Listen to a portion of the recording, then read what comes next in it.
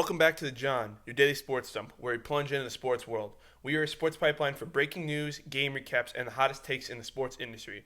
So we are taking care of business, let us fuss out the details, and fill you in on what's happening. So take a seat, get comfortable, and make sure you have plenty of TP. It's time to explode the commode. I'm your host, John, and today I'll be giving you guys my predictions to the NFC North as last time I did the AFC North. So guys, I'm going to keep as much bias out of this as I can. As you guys know, I'm a diehard Bears fan, and I'm going to keep as much bias out of it and strictly use it based off of the team's schedule, what they did in the offseason, and how I think their team is going to translate to the upcoming season. First, I'm going to start with my Chicago Bears. So the Bears, I think, were one of the most active teams in the NFL this whole offseason.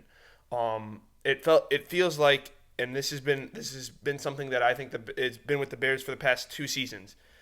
Everyone is saying the Bears have won the offseason. Everyone said the Bears won the offseason last year because they got Caleb Williams. That turned into 5 wins. They said they won the year before because Justin Fields is finally going to be under a coaching staff that develops him and wants him. He's not even on the team anymore. This offseason was different. Ben Johnson was one of the top head coaches in the market. The Bears got him. The Bears have also finally addressed their offensive line issues. That was a huge issue for Caleb Williams last year. They traded for Jonah Jackson, who didn't play last year, but when he plays is one of the best guards, and All-Pro Joe Thuney, who is one of also the best guards in football, and they just signed him to another extension. And then in free agency, they also They had Drew Dahlman, one of the best centers out there, on the market, and then Grady Jarrett was their big defensive signing, and they also signed this guy from the Colts, Deo Od. Guys, I'm gonna be honest, I don't want to butcher his name, but and then they brought in Alameda Zaccheaus. I think the Bears have made a lot of great steps, but the thing that kind of hurts them is their schedule this year is one of the hardest in the NFL.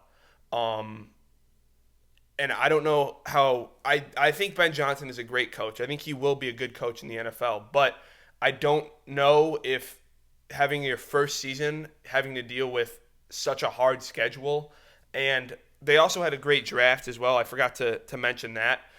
They got Luther Burden in the second round, who going into last season at Missouri was a projected top 10 pick and then kind of had a rough year.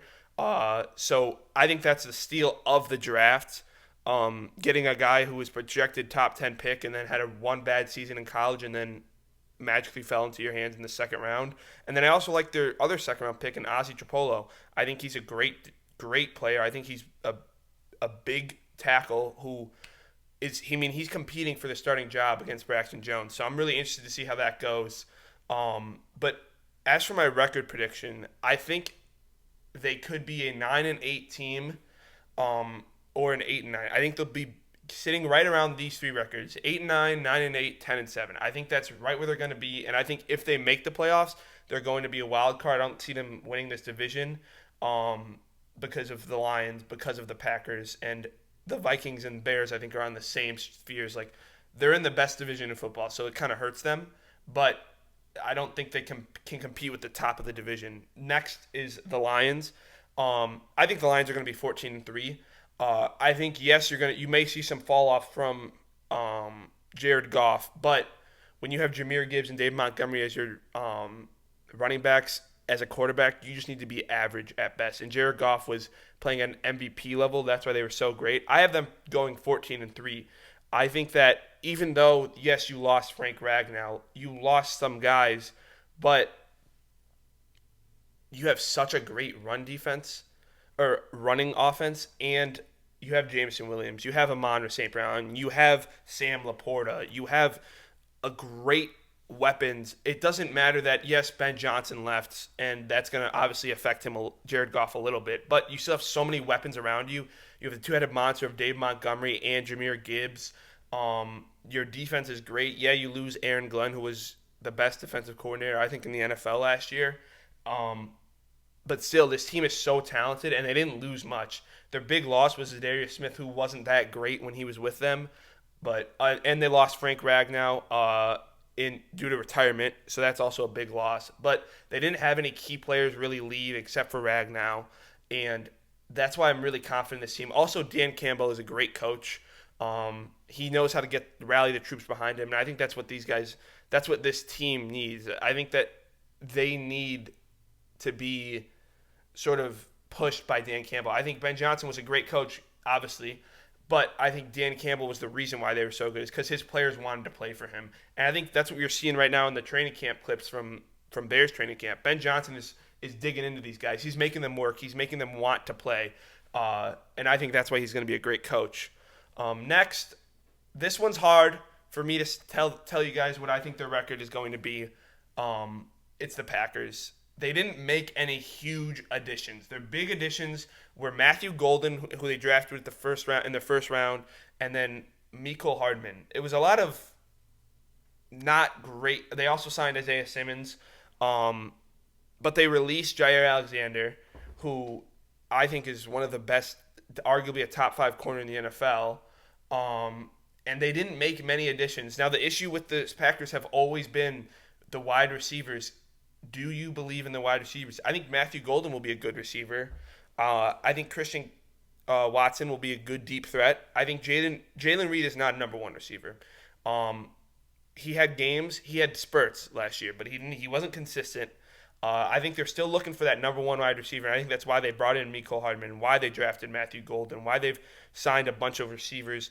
I think because they're still trying to find that. And until you find that number 1 receiver, I'm not fully confident in this team to make a deep playoff run. I think they'll make the playoffs. My record prediction for them is 12-5.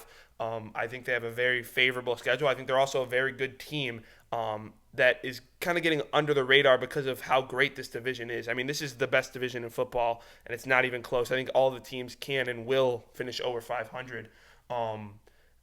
I just don't think the Packers did enough to put them over the lines. I think they did a lot of sort of little additions, and I think you need a big addition. I think you need to go try and get a number 1 wide receiver. If you're going to have to trade some of your young guys, do it. Because we're seeing Jordan Love is having a very similar first 4 years to Aaron Rodgers. So you're seeing that you're starting to have a franchise quarterback. You gotta capitalize on it. I think you need to trade for a legit number 1 wide receiver if you're the Packers to make yourselves sort of a legit contender for the Super Bowl. Because if you don't, you're kind of wasting the prime of him. You won 1 Super Bowl with Aaron Rodgers. You should have won more, and you haven't done much with Jordan Love. Now, you guys might be saying, oh, we got the Eagles. That was a hard matchup.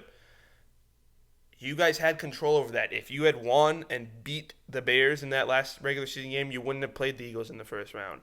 So that's where I'm at is I think they need 1 receiver, 1 very legit receiver, because their tight ends, Tucker Kraft, I really like.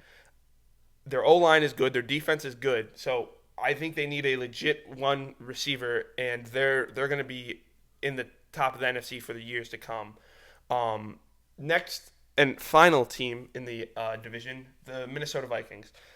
There's a lot of question marks. I was struggling with this record pick for the Vikings because you don't know with J.J. McCarthy. You saw what Sam Darnold did with them last year, but was that just a random fluke? We'll see this year in Seattle, but you have Justin Jefferson, the second best wide receiver in football, and you have Jordan Addison, who's suspended for the first 3 games, but still you have Jordan Addison, you have T.J. Hawkinson, you have a young and exciting quarterback in J.J. McCarthy, who I was not very high on, and I'm still not very high on, but I am very high on Kevin O'Connell.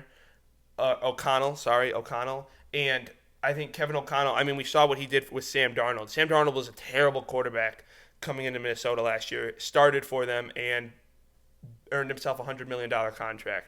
I think with J.J. McCarthy having that year to be injured, yes, it stinks, but he learned the playbook. So I think that's another important thing that people are forgetting. He also has a great receiving core. Now, a lot of people say, oh, all you have to do is throw it up near Jefferson. Yes, you kind of do, but that's not J.J. McCarthy's fault that his team drafted a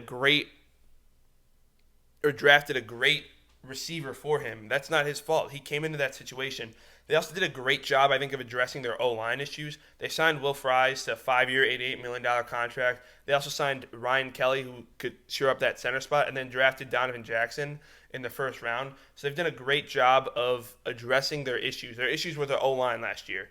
You saw that in the playoff game. Sam Darnold's getting eaten alive by the Rams and Jared Verse. So I think if the Vikings, it's all J.J. McCarthy. You saw last year they addressed their O-line issue. If you have a somewhat competent quarterback, I think that they will be a legit playoff contender. Not this year, but maybe in the coming years. But it's all J.J. McCarthy. I don't know. I don't know what to tell you guys about J.J. McCarthy because you haven't seen him in an NFL game.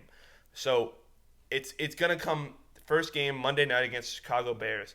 You're going to see if J.J. McCarthy is legit or not. And I think he looks legit, but I also think he looks legit because of the team that he has around him. But guys, that's all I have for today's episode. Thanks for tuning in to today's episode of The John, your daily sports dump, where I give you guys my predictions for the NFC North. Make sure you subscribe so you never miss an episode. Don't forget to follow me on Instagram for sports updates and hot takes in real time. And if you're looking for even more sports talk, check out the Sports Syllabus show, where my partner and I tackle the hottest topics in college sports and beyond. It's a two-ply discussion, strong, reliable, and always ready to clean up the messy takes in college sports and beyond. Join me next time on The John, your daily sports dump, where we'll destroy the toilet with an avalanche of hot sports takes. Until then, keep your game face on and stay regular. This is The John. Don't nobody go in the bathroom for about 35, 45 minutes. Somebody open the window.